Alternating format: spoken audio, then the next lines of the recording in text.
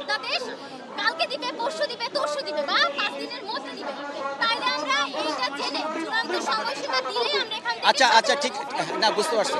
একটা বিষয় আমি বলি, সেটি হচ্ছে যে আমি একটু আগেও আপনাদের সাথে কথা বলছিলাম, সেটি হচ্ছে যে 7টা কলেজকে একটা ইন্টিগ্রেটেড পদ্ধতিতে এনে একটি ঢাকা সেন্ট্রাল ইউনিভার্সিটি, এটি সরকার কিন্তু নীতিগতভাবে সম্মত হয়েছে, আমরা যতদূর জানি বিষয়টা। তো যেহেতু সরকার একটি বিষয়ে নীতিগতভাবে সম্মত হয়েছে, সরকার একটি কমিটি করেছেন, শিক্ষা মন্ত্রণালয় এই কমিটি অনেকবার বৈঠক করেছেন, করে এই কমিটি একটি খসড়া প্রকাশ করেছেন, আপনারাও সেটা দেখেছেন। তো এখন আমি যেটা মনে করি, এই বিষয়টা অধ্যাদেশে রূপান্তরিত হওয়ার মোটামুটি একটা পর্যায়ে আসছে, শেষ পর্যায়ে আমরা যতটুকু অনুধাবন করতে পারছি এটা শেষ পর্যায়ে।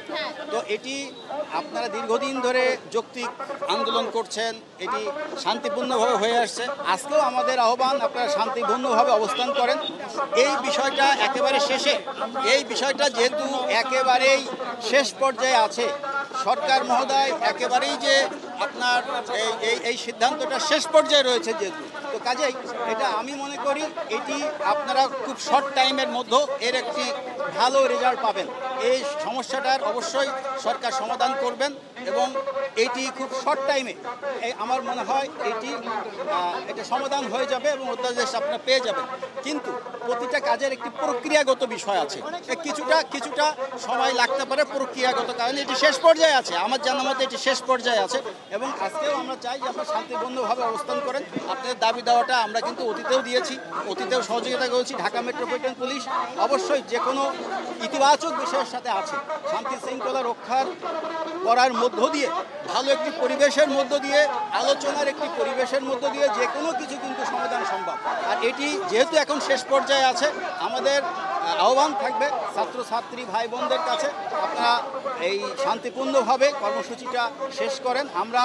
আমাদের শিক্ষা মন্ত্রণালয়ে উপদেষ্টা মহোদয় রয়েছেন, সচিব মহোদয় রয়েছেন, আমরা আমাদের চ্যানেলেও মেসেজ অলরেডি দিয়ে দিয়েছি। তো কাজেই এই বাস্তবতাকে সামনে রেখে আমি বিশ্বাস করি সরকার অবশ্যই এটি গুরুত্বের সহকারে বিবেচনা করবেন এবং এটি শর্ট টাইমে আপনারা একটা ভালো ফলাফল পাবেন। কিন্তু আবারও আমি আহ্বান জানাচ্ছি যে আমাদের ছাত্রছাত্রী যারা আছেন এখানে, বিভিন্ন 7টা কলেজের স্টুডেন্টরা এখানে এসছেন, আমি সবাইকে আহ্বান জানাবো আপনারা শান্তিপূর্ণভাবে এই কর্মসূচিটা বাস্তবায়ন করেন। ধন্যবাদ সবাইকে।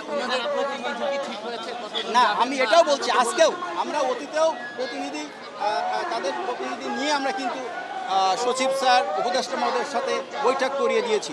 আজকেও যদি আপনারা প্রতিনিধি দিতে চান, এখানে ছাত্রছাত্রীদের আছে, নেতৃবৃন্দ আছেন যারা, আপনারা যদি দিতে চান আজকেও আমরা নিয়ে যাব।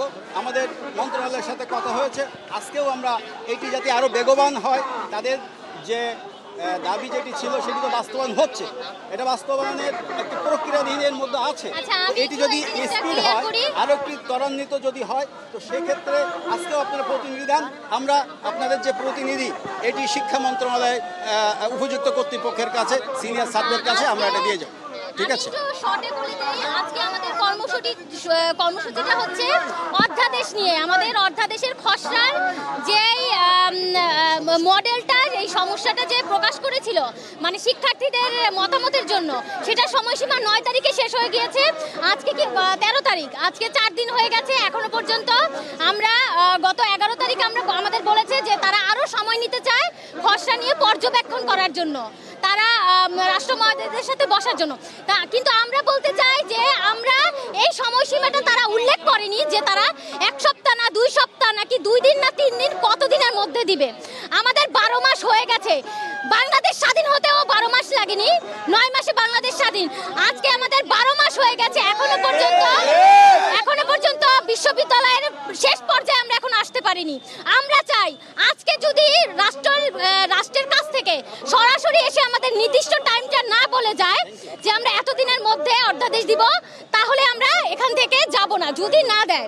যত অবশ্যই ওনারা আসতে হবে, আমরা ওনাদের সাথে আর কোনো আমরা ওখানে যাব না, ওনাদের আসতে এখান হবে। থেকে এসে আমাদের সাথে আলোচনা করবে, আমরা ওনাদের সে মতামতের প্রতি শ্রদ্ধা জানিয়ে এরপরে চলে যাব। কিন্তু হ্যাঁ, একটা নির্দিষ্ট সময়সীমা তাদের আজকে বলে যেতে হবে, বলে যেতে হবে। এছাড়া আমরা এখান থেকে আজকে আমরা শান্তিপূর্ণ কর্মসূচি করব, কিন্তু আমরা অধ্যাদেশ নিয়েই এবার পড়ার টেবিলে বসবো। শিক্ষা উপদেষ্টা আসতে হবে। যদি হতে পারে শিক্ষা উপদেষ্টা না আসুক, তার কাছের কেউ আসুক, সচিব কেউ আসুক, তাদের মধ্যে কেউ, রাষ্ট্রের কেউ আসতে হবে।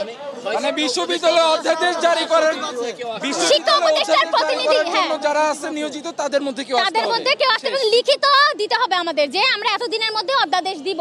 এবং সেই দিনের মধ্যে প্রকাশ করতে হবে। না না না, যাওয়ার কথা না, যাওয়ার কথা না, আমাদের কেউ বলেনি, আমরাই প্রতিনিধি, আমাদের কেউ বলেনি, আমরা কেউ যাব না, আমাদের এসে বলতে হবে। এবং আরেকটা কথা আমি ক্লিয়ার করি, 7 কলেজের শিক্ষার্থীরা আজকে এখানে অবস্থান করেছে।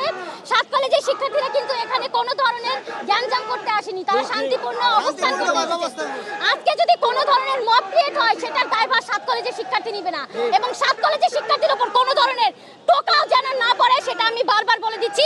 এবং পুলিশ প্রশাসনকেও বলবো, এটার পুরোপুরি দায়ভার আপনাদের, আপনারা সবকিছু ম্যানেজ করবেন, এটা আমাদের দেখার বিষয় না। আমরা শুধু জাস্ট এখানে অবস্থান করব আমাদের দাবি নিয়ে। দাবি যদি তারা মনে করে, রাষ্ট্র মনে করে 10 মিনিটের মধ্যে আমাদের দাবি দিয়ে দিবে, তাহলে আমরা 10 মিনিটে চলে যাবো। আমরা এখানে সারাদিন থাকবো। ধন্যবাদ। আমি ইডেন কলেজ স্মৃতি আক্তার।